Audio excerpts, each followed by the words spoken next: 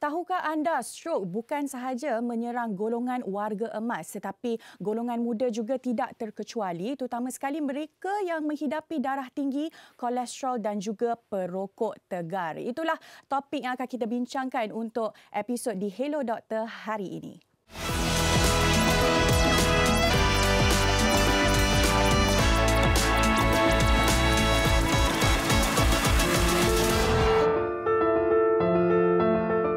Strok kini menjadi salah satu penyebab utama kematian di Malaysia.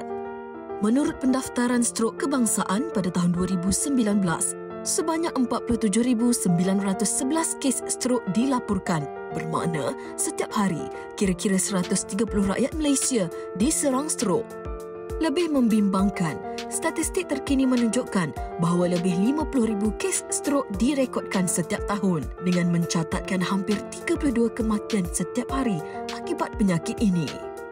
Malah, berdasarkan kajian Global Burden of Disease Stroke Statistics Worldwide pada tahun 2016, jika tiada langkah pencegahan diambil, dianggarkan 1 daripada 6 rakyat Malaysia berisiko mengalami strok menjelang tahun 2040.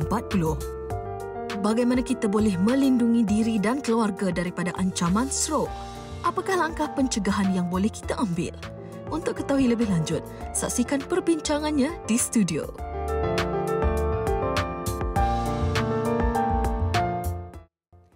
Strok berdarah itulah topik yang akan kita bincangkan hari ini hanya di Hello Doktor.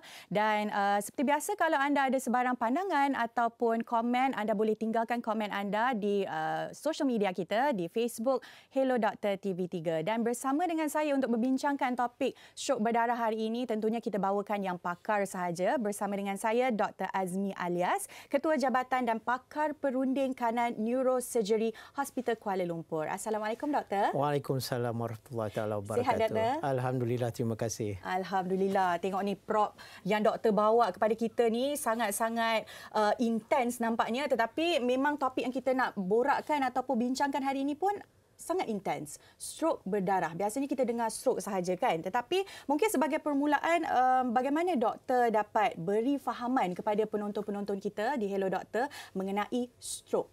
Okey, terima kasih Adriana. Kalau kita lihat pada model ini, otak merupakan satu organ yang paling kompleks. Betul. Dan paling penting dalam tubuh badan kita. Dia berfungsi untuk mengawal keseluruhan anggota badan termasuk percakapan, pendengaran, penglihatan, pergerakan anggota badan, degupan jantung, pergerakan anggota dan sebagainya. Semualah. Ya, semua. Dialah enjin dia. Betul. Dan otak juga seperti bagaimana dengan organ-organ yang lain, dia memerlukan bekalan darah. Jadi kalau kita lihat pada model yang kedua ini, ini merupakan 3D printing, menunjukkan bahawa bekalan darah utama di otak.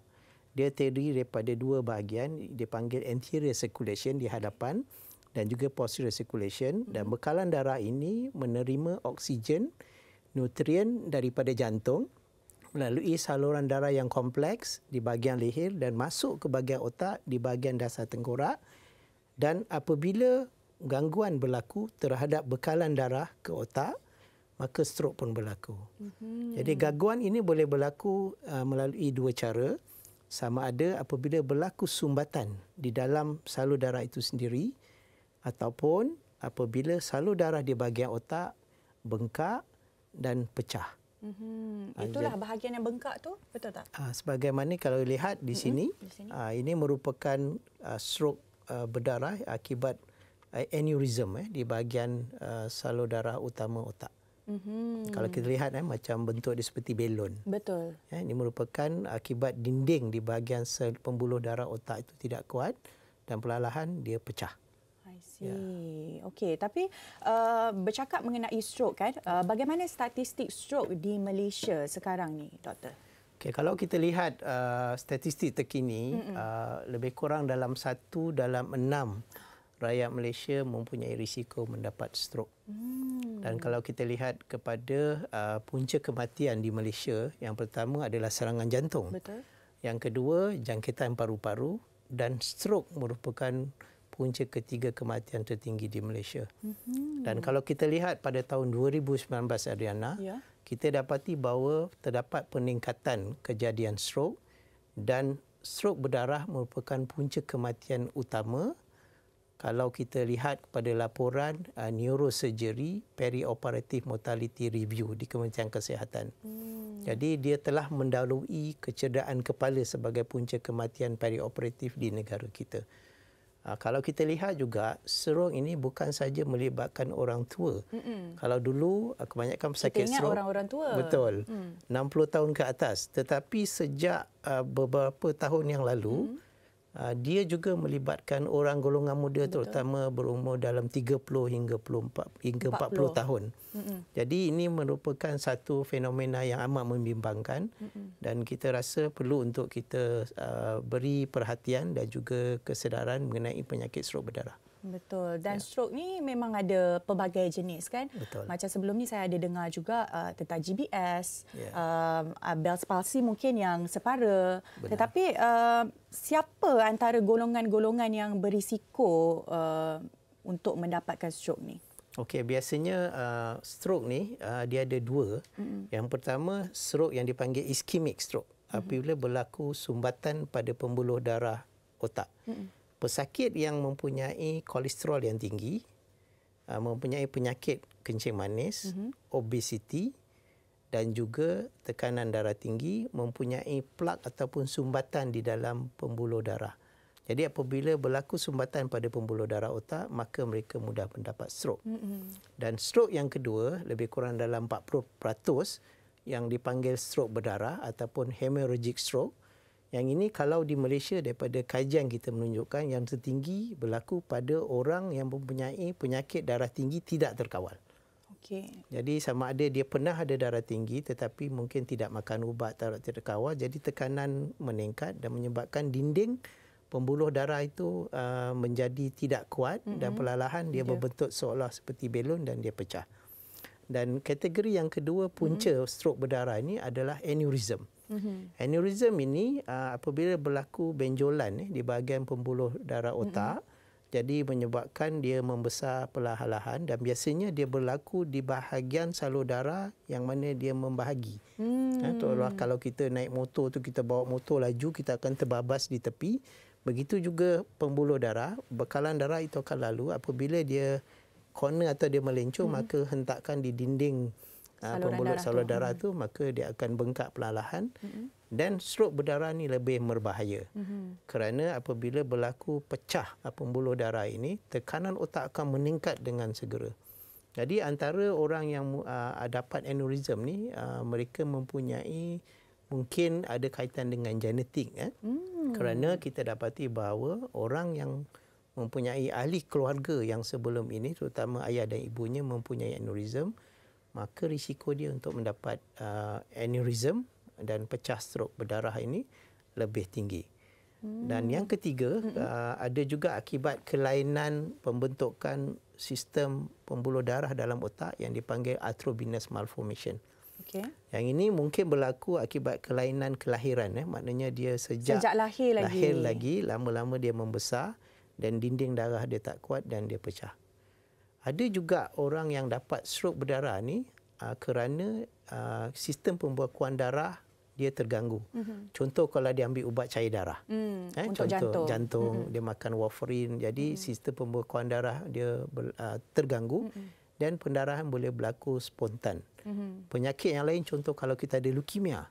Leukemia juga mengganggu sistem pembekuan darah, maka boleh berlaku pendarahan secara spontan. Yang ini termasuk dalam kategori stroke berdarah. Dan kita nak bersembang panjang lagi mengenai stroke berdarah ini bersama dengan Dr. Azmi. Tapi sebelum tu kita ada soalan dari selebriti kita. Apa kata kita saksikan? Apakah soalannya itu? Hello doktor. Okey, Han ada soalan. Boleh ke stroke tu terjadi lebih pada sekali? Apa jawapan doktor?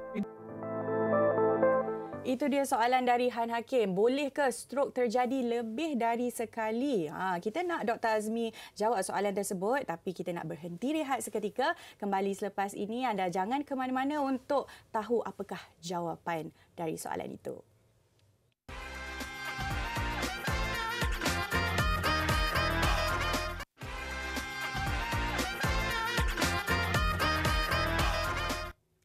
kembali lagi dalam Hello Doktor bersama dengan saya Adrana Adnan membincangkan topik stroke berdarah dan masih lagi bersama dengan Dr. Azmi. Dan sebelum kita berhenti rehat tadi, kita ada soalan dari Han Hakim.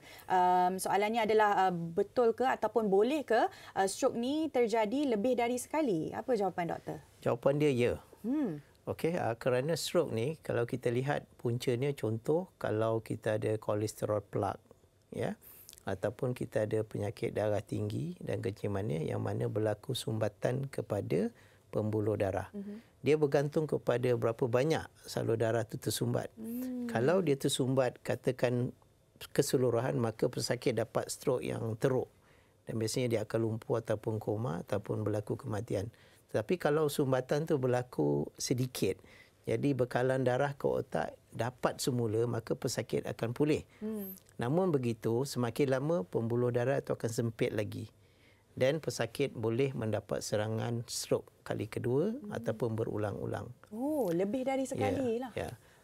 Ada juga berlaku di mana dalam pembuluh darah itu kita terdapat kolesterol plaque. Dia seolah-olah macam sumbatan. Dan sumbatan ni kadang-kadang dia boleh terlepas. Daripada pembekuan klot ataupun kolesterol plaque ni, dia terlepas dan dia masuk dalam salur darah otak dan dibawa ke bahagian salur darah yang lebih kecil yang mana dia tak boleh nak lalu. Dia jadi tersumbat. Dan dia tersumbat lagi sekali. Yang ini dipanggil embolism. Ya. Okey, itu yang kedua. Yang ketiga, kalau kita lihat kepada stroke berdarah itu sendiri, biasanya pesakit pada permulaan dia mendapat kadang-kadang saiz pembuluh darah yang bengkak atau aneurysm tu kecil. Ya, dan mungkin berlaku pendarahan kali pertama. Maknanya dia panggil sentinel headache. Pada ketika itu dia dapat pening yang sangat kuat, maka berlaku bocor ataupun pecah di dinding salur darah yang tak kuat tadi tapi sedikit. Jadi dia akan merasakan pening yang sangat kuat dan leher dia tegang. Dan kemudian dia kembali pulih. Dan apabila dia kembali pulih, sebenarnya itu merupakan satu warning sign. Dan serangan kali kedua biasanya pembuluh darah akan pecah. Dan kali kedua bila dia pecah, biasanya yang itu lebih teruk lah. Dan dia boleh membawa maut. Mungkin sebagai permulaannya, mungkin body tu react untuk defense mechanism dia lah. Betul. Kan? Tapi mungkin doktor boleh kongsikan pengalaman patient-patient doktor sebelum ni ada tak yang mengalami stroke berdarah ni? Okey, ada juga yang datang kepada kita sebab dia punya kelopak mata dia jatuh. Ya, dan dia pernah ada pening kepala. Yang ini berlaku apabila aneurysm yang besar, terutama di bahagian dipanggil posterior communicating artery, dia jadi macam belon dan dia menekan kita punya saraf. Nombor 3 yang mengawal kelopak mata dan pergerakan mata. Itu sangat orang kata unik lah. Yang mana dia bukan datang sebagai stroke tapi just mata dia tak boleh nak buka. Tapi rupanya akibat tekanan aneurysm yang membesar seolah-olah tumor lah. Ada pesakit yang dia memandu kenderaan ataupun dia naik motor dan dia dapat stroke. Dan dia jatuh dan berlaku kecederaan kepala. Okey, jadi disebabkan jatuh tu. Bukan sebabkan jatuh tapi actually dia bleed dulu, dia berlaku pendarahan dan dia jatuh. Jadi kalau doktor tidak berhati-hati, kita mungkin ingatkan pendarahan tu akibat kecederaan. Tapi sebenarnya dia berdarah dulu. Ini yang kita panggil bleed and fall. Ya, kita pernah dapat pesakit yang mana dia mandi di swimming pool dan dia terjatuh. Dan kemudian bila kita buat scan ada pendarahan subarachnoid dipanggil dan kemudian pesakit pulih dan kita buat angiogram negatif.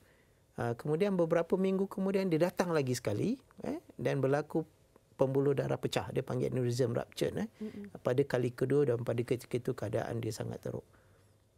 Jadi itu sangat penting lah. Ada juga pesakit yang dia mengadu pening kepala dahulu. Pening kepala dan bila dia ukur tekanan darah dia sangat tinggi. Kemudian dia mengalami gejala-gejala ataupun simptom seperti pertuturan dia terganggu. Dia panggil slurred speech. Dia nak cakap tapi tak boleh nak keluar. Ada juga yang muka dia sengit tiba-tiba. Dia panggil facial asymmetry. Ataupun bergantung kepada di bahagian mana yang pembuluh darah itu tersumbat. Okey, ischemic stroke. Dan katakan dia membekalkan kawasan yang mengawal anggota badan. Jadi pesakit tu biasanya dia akan lumpuh sebelah. Tapi opposite to the side of stroke. Maknanya kalau pembuluh darah bahagian otak kiri kena, dia akan ada simptom sebelah kanan kerana dia punya wire tu, fiber tu dia cross. Ya, itu antara contoh-contoh pesakit yang mendapat stroke yang boleh kena serangan stroke lah dan hadir ke hospital untuk rawatan. Okey, dan kita juga doktor sebenarnya ada laporan khas tentang keadaan terkini selebriti kita Ali Ekspedisi yang juga menghidapi stroke tapi katanya minor stroke. Jadi apa kata kita saksikan laporan khas yang telah kita sediakan ni. Doktor suruh akak sign, akak tak nak. Doktor akak tanya possibility suami saya boleh jadi apa. Memang 50-50 lah.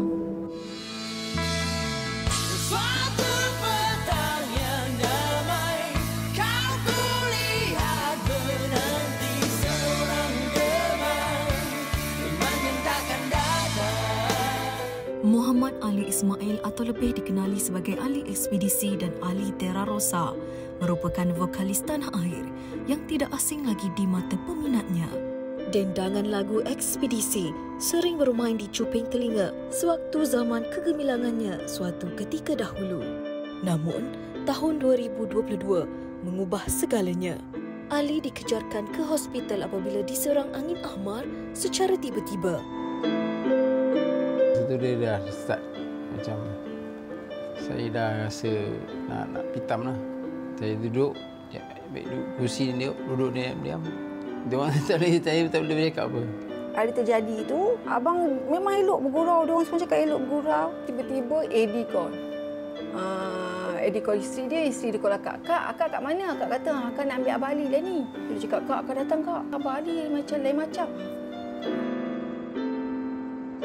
Akak kata, yang okey? Dia tak boleh bercakap. Terus akak terus cakap, akak kata, janganlah stroke. Memang terus tegak je. Jadi doktor cakap macam minor stroke. Mungkin penatlah akak rasa. Tak ada rehat. Ekspedisi kan ialah diorang kan kalau nak konsert diorang memang praktis kau-kau lah. Tapi memang abang memang okey. Sebulan dia dalam hospital Ampang. Sebulan dia dalam rehab. Rehab 3 hari. 2 hari dia masuk. 2 hari masuk, abang dia punya semangat. Doktor pun macam terkejut. Bagi Ali, sakit yang dilaluinya kini adalah ujian bagi dirinya. Namun, dia ikhlas dan tetap bersyukur kerana masih diberikan peluang kedua untuk hidup. Ya, doakan saya, Ali Ekspedisi ataupun Ali Terra Rosa, doakan supaya cepat sembuh, kembali aktif dan doalah itu dah. Nak jumpa peminat. InsyaAllah.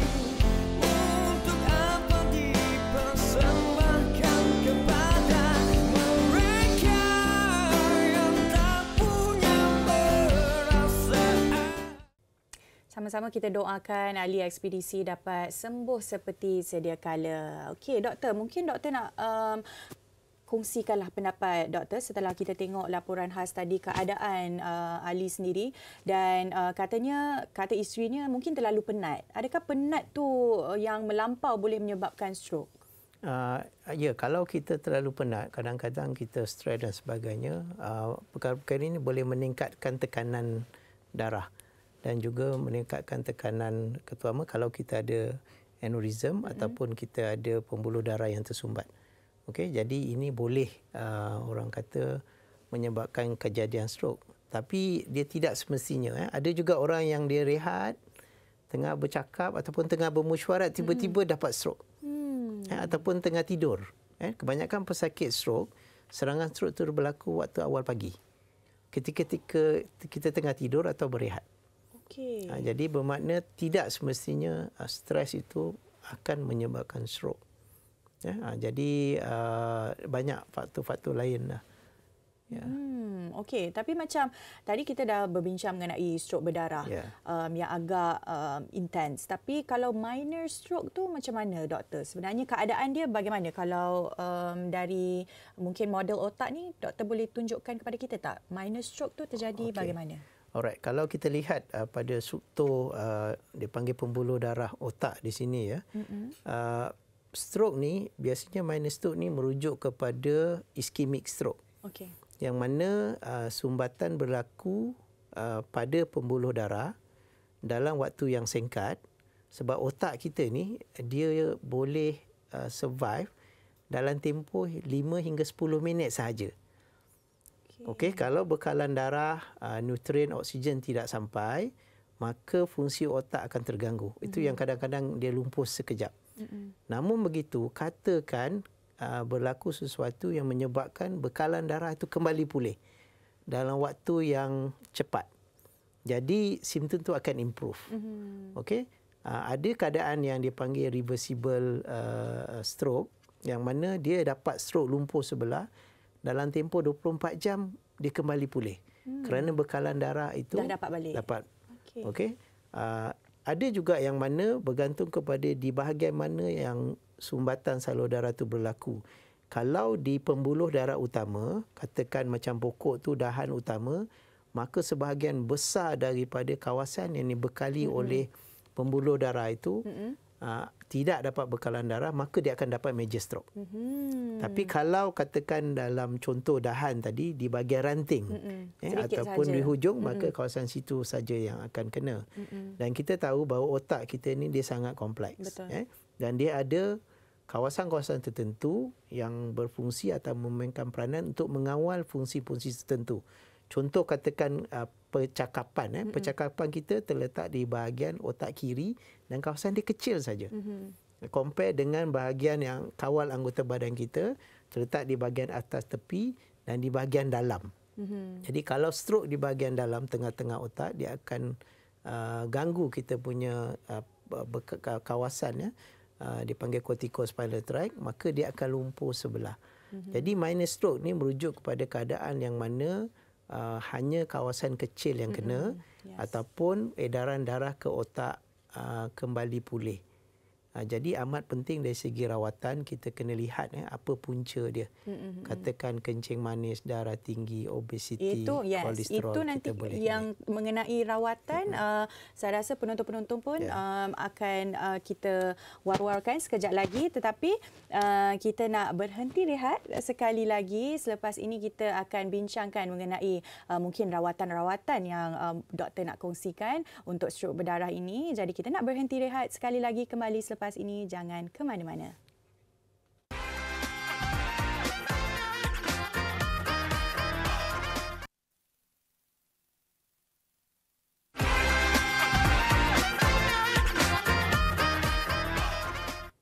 Masih lagi bersama dengan kami di Hello Doktor membincangkan topik stroke berdarah. Baiklah Dr. Azmi, macam mana ataupun apa mungkin seseorang tu boleh lakukan kalau dia dah merasakan, oh saya ni ada simptom-simptom stroke berdarah ni. Apa rawatan awal yang mungkin mereka patut lakukan atau ambil? Ya, pertama kali mereka perlu mengenal pasti simptom-simptom stroke.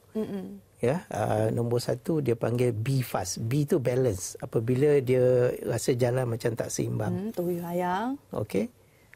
Lepas tu face dia punya muka macam sengit sebelah. Okey. Okey. Kemudian anggota badan dia lemah. Katakan tiba-tiba dia tak boleh nak angkat. Okey. Sama ada tangan biasanya sebelah dan kaki. Okey. Kemudian speech. Ya, speech ni dia punya percakapan dia.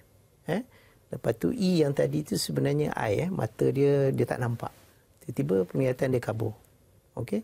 Dan T ni time. Time paling penting kerana kita tahu bahawa otak hanya memerlukan 5 hingga 10 minit saja. Kalau diganggu maka efek dia mungkin kekal. Jadi apabila ada simptom ini sangat penting untuk dapatkan rawatan segera. Katakan orang tu kena stroke dan berlaku depan kita.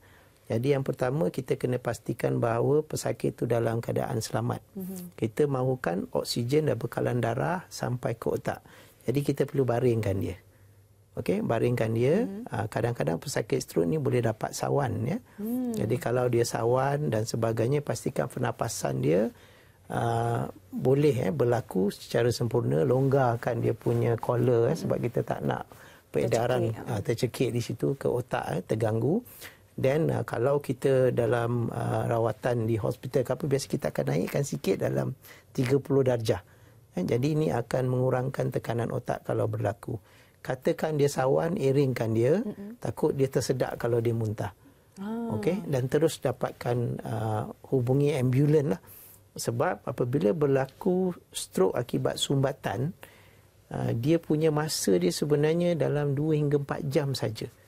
Kalau kita buat intervention ataupun rawatan dengan segera, maka peredaran darah ke otak tu akan kembali pulih dan peluang untuk pesakit pulih itu sangat tinggi. Jadi contoh antara rawatan dia, yang pertama sekali di hospital, doktor perlu confirmkan dulu, pastikan bahawa ini adalah stroke. Biasanya kita akan buat ujian imbasan, dia panggil CT scan. Okey, selepas itu kadang-kadang kita buat another more detail, dia panggil CT perfusion, nak tengok bekalan darah ke otak bagaimana, dan kadang-kadang kita boleh buat MRI untuk kes-kes tertentu. Dan apabila kita dapati bahawa ada stroke, dan kalau dia iskemik ataupun hemorrhagic stroke, dan ada rawatan yang selanjutnya, sama ada melakukan pembedahan ataupun kita buat rawatan yang dipanggil minimally invasive endovascular. Endovascular ni maknanya doktor akan menggunakan satu teknologi memasukkan kateter ataupun wire daripada pembuluh darah di kaki, dan dia akan tolak wire tu naik ke atas, dan dia akan injek ubat dye kontras, dan dia akan lihat keseluruhan pembuluh darah lah. Kalau kita lihat yang ini 3D printing ni, jadi bila kita injek dye di sinaran imbasan tu, kita akan nampak pembuluh darah. Di situ kita tahu bahawa di bahagian mana salur darah tu tersumbat ataupun di mana salur darah tu bengkak. Katakan dia tersumbat, ada beberapa cara. Yang pertama, mereka boleh masukkan wire dari bawah dan dia tarik keluar benda tu, macam pancing dia keluar. Dia panggil thrombectomy. Okey, dan apabila kita dapat keluarkan je, maka edaran darah ke otak tu akan kembali lancar. Yang ini sangat penting sebab kalau kita tunggu lama, otak yang rosak tu tak dapat kembali pulih. Jadi sangat penting dapatkan rawatan dengan segera. Yang kedua, apabila katakan dia dapati bahawa salur darah tu sumbat, ada juga rawatan dia panggil thrombolysis, yang mana doktor pakar neurologi akan masukkan ubat dalam darah, cairkan supaya edaran darah tu laju sedikit, lebih laju. Okey, kadang-kala selepas berlaku stroke, otak bengkak. Apabila otak bengkak, tekanan otak akan meningkat, dan kita tahu bahawa otak ini terletak dalam sistem tertutup. Jadi tekanan tu tak boleh nak keluar, dia akan tekan pusat otak dan pusat jantung tertekan, pesakit akan mati. Jadi kadang-kala kita buat pembedahan yang mana kita terpaksa bokak tempurung. Apabila kita bokak tempurung, maka tekanan itu akan keluar. Dan kalau kita bokak tempurung saja, hampir 25% tekanan itu akan kurang, dan kalau kita keluarkan katakan darah beku dan sebagainya, dan dia boleh turun lagi sampai 70%. Okey. Untuk stroke berdarah pula, bergantung kepada jenis. Katakan hypertensive stroke, maknanya stroke berdarah akibat tekanan darah tinggi yang tidak terkawal, dia pecah. Jadi dia akan berlaku pendarahan darah beku dalam otak itu sendiri, dan pendarahan ini akan menekan otak. Jadi kita perlu lakukan pembedahan yang mana kita bokak tempurung dan kita kena keluarkan darah beku tu. Jadi apabila kita keluarkan darah beku, maka tekanan itu dapat dikurangkan dan otak insya-Allah akan dapat kembali edaran darah dia semula lah. Kadang-kala pendarahan itu juga berlaku dalam sistem serambi otak. Yang ini maknanya dalam serambi otak kita ada sistem cecair otak, dia panggil spinal fluid. Dan apabila berlaku pendarahan, maka laluan sistem cecair otak ini akan blok ataupun tersumbat, maka berlaku satu keadaan dipanggil hydrocephalus, iaitu sistem orang kata CSF dalam otak ni akan bengkak dan meningkat lagi tekanan otak. Yang itu biasa kita akan buat pembedahan, dia panggil ventriculostomy. Kita akan bokak lubang sedikit bahagian tempurung kepala, dan kita akan masukkan tube dan kita keluarkan air itu. Okey, tak perlu nak buka seluruh tempurung beginilah. Betul. Okey, jadi kalau macam ni, kalau kita perlu buka, apakah prosedur yang selalunya doktor lakukan? Okey, so katakan kita ambil contoh model ni, okey. Katakan kita ada aneurysm di bahagian yang ini kanan kalau kita lihat besar di situ. Jadi katakan tempurung dia penuh di sini, kita akan buka satu pembukaan di bahagian sini. Okey, dan kita buka dan kita tahu bahawa di sini ada otak. Bukan pembuluh darah saja. Jadi otak ni sangat sensitif, kita tak boleh potong dia. Jadi ada cara yang mana kita akan selak dia. Jadi selak dan kita turun dekat dasar tengkorak dan kita akan cari di mana aneurysm tu dan kita kena study semua pembuluh darah. Itu sebab ujian dipanggil DSA, Digital Substrate Angiography ni penting untuk kita tahu secara detail bagaimana struktur ni. Okey, katakan bila kita dah buka, kita nampak katakan aneurysm di situ. Jadi kita ada satu peralatan dipanggil klip. Kalau kita lihat di sini, klip ni dan doktor akan menggunakan mikroskop. Sebab kita tahu kita pembedahan ni di dalam lubang yang kecil. Jadi kita akan bawa klip tu dan kita akan letak di leher aneurysm tu, dia macam belon kan, dan kita akan lepaskan. Jadi klip tu akan stay di situ. Okey, jadi klip ni diperbuat daripada titanium. Okey, jadi dia kekal di situ. Apabila kita klip, maka punca sumber pendarahan tu immediately secara terus kita dapat tutup. Tetapi yang sangat penting adalah edaran darah di bahagian pembuluh darah utama itu harus kekal. Okey, jadi kita letak dia panggil clipping aneurysm. Dan ada juga yang kita panggil endovascular technique. Contoh kalau aneurysm tu besar, yang ini dia panggil stenting. Stent ni dia mula-mula dia macam tertutup dan dia menggunakan teknik wire. Dan bila sampai sana, dia akan lepaskan, benda ini akan membuka. So, bila dia membuka, edaran darah akan lalu di bahagian dalam dan aneurysm yang belon tadi perlahan akan kecut. I see. Ini merupakan rawatan untuk stop daripada pendarahan tu. Okey, terima kasih doktor. Kita dapat lihat sendiri, sangat kompleks penyakit itu kompleks dan cara untuk merawatnya pun agak kompleks juga. Tetapi kita nak saksikan bingkisan yang telah kita sediakan mengenai seorang doktor pakar mata dalam diary doktor. Apa kata kita saksikan dan kita akan kembali berdiskusi mengenai strok berdarah ini selepas ini.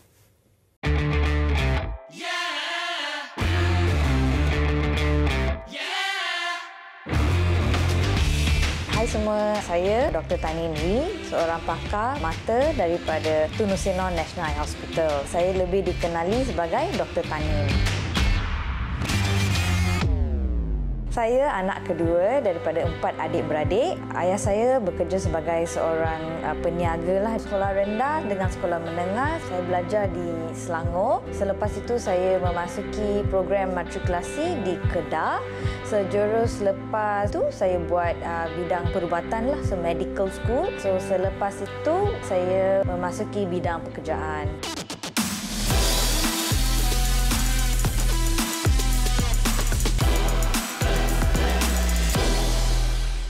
Rutin saya ni, saya memang suka start my day awal lah. Saya start kerja dalam pukul 8.30. Buat kerja, paperwork ataupun nak buat report.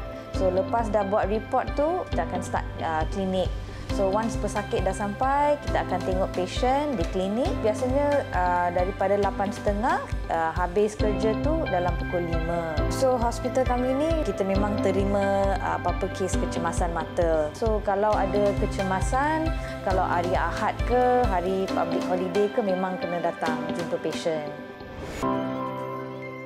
Walaupun hari tu memang sibuk, hari Sabtu dan Ahad memang 2 hari dalam seminggu tu saya buat latihan yoga juga.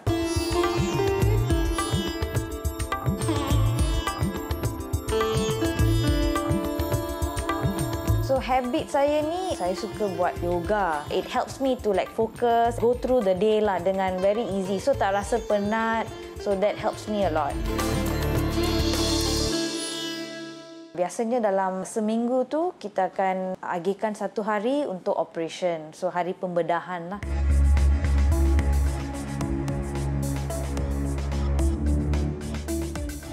pakar mata ni cabaran dia banyak. Challenge yang paling besar saya pernah hadapi masa saya mula membuat operation lah. Kita kena gunakan koordinasi mata, kaki sebab kita guna mikroskop. Alat dia pun sangat kecil. You can't have room for error lah.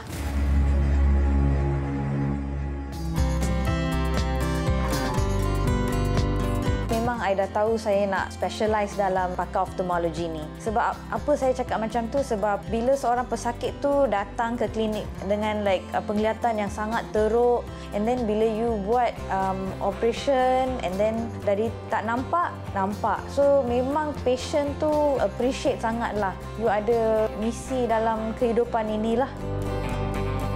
Nak jadi pakar mata ni memang mencabar. Yang penting jangan putus asa. Apa-apa cabaran yang perlu diharungi tu, dia akan membuatkan dia akan jadi pakar mata yang lebih bagus. So pengalaman tu penting.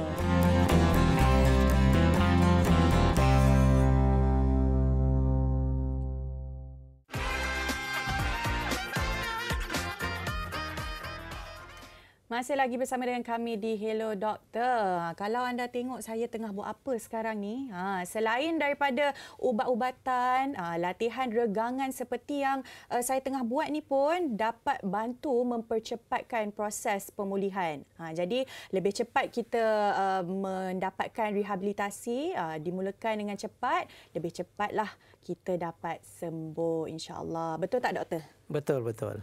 Rehabilitasi tu antara salah satu aspek yang penting jugalah bagi pesakit-pesakit stroke ni. Benar. Okey. Doktor, mungkin untuk orang sekeliling pula. Tadi kita dah berbincang mengenai pesakit, tapi orang sekeliling yang mungkin tiba-tiba berdepan dengan orang yang dapat stroke attack. Apa sebenarnya yang patut mereka lakukan? Okey, apabila kita melihat seseorang itu seolah-olah kena stroke, contoh dia pening kepala ataupun dia pengsan. Jadi kita kena pastikan bahawa keadaan persekitaran dia selamat. Kerana apabila mereka kena stroke, mereka tak boleh kawal keseimbangan badan dia dan dia boleh jatuh dan sebagainya. So pastikan kalau boleh bawa di tempat yang selamat, elakkan daripada benda-benda yang berbahaya. Kalau boleh kita macam stroke ni, kita perlu edaran darah ke otak kembali. Terbaik kita baringkan dia. Jadi bila kita baringkan dia, maka kita harap edaran darah ke otak tu akan lancar ya. Lepas tu yang kedua, kita kena tengok simptom-simptom dia. Pesakit stroke ni antara simptom yang jelas adalah muka dia sengit. Ataupun tangan dia tak boleh gerak. Okay, ada juga yang orang kena stroke seolah-olah macam stroke dia pengsan, tapi sebenarnya mungkin dia pesakit darah kencing manis yang mungkin kekurangan gula, ya, ataupun kelebihan gula pun kita boleh dapat tu, dan kita kena tengok tanda-tanda dan itu.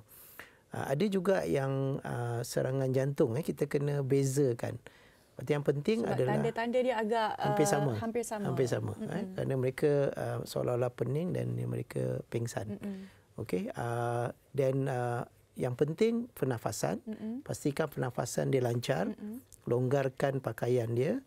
Cek nadi dia. Tengok kalau dia masih nadi dia masih kuat dan sebagainya. Sebab yang penting untuk otak adalah nombor 1 bekalan darah, yang kedua oksigen. And of course nutrien dan gula. Jadi dengan membuat perkara-perkara tadi ni akan membantu otak pulih dengan segera. Yes. Okey, dan mungkin apa yang pesakit boleh lakukan dari segi mungkin pola makanan, cara mereka makan, dan mungkin tips dan nasihatlah yang doktor boleh berikan kepada pesakit stroke ini. So punca pesakit stroke biasanya risikonya adalah kencing manis, darah tinggi, kolesterol tinggi. Jadi kalau ada kencing manis, darah tinggi, makan ubat supaya keadaan ini terkawal. Apabila tidak terkawal, maka risiko stroke sangat tinggi. Kolesterol ni datang daripada makanan. Okey, kadang-kadang makanan yang berminyak, yang high kolesterol, berlemak, dan itu boleh membawa kepada penyakit stroke. Tetapi kolesterol ni juga berkaitan dengan penyakit metabolik.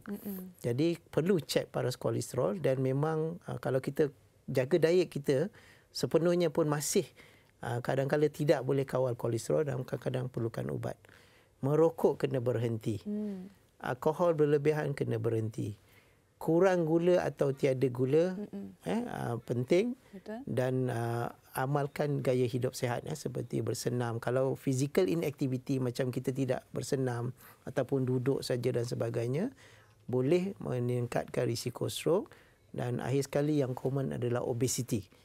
Gemuk ni pun, orang gemuk biasanya dia mempunyai risiko untuk dapat bukan saja stroke tetapi penyakit-penyakit yang lain. Penyakit 3 serangkai lah yang orang selalu katakan. Betul. Kan.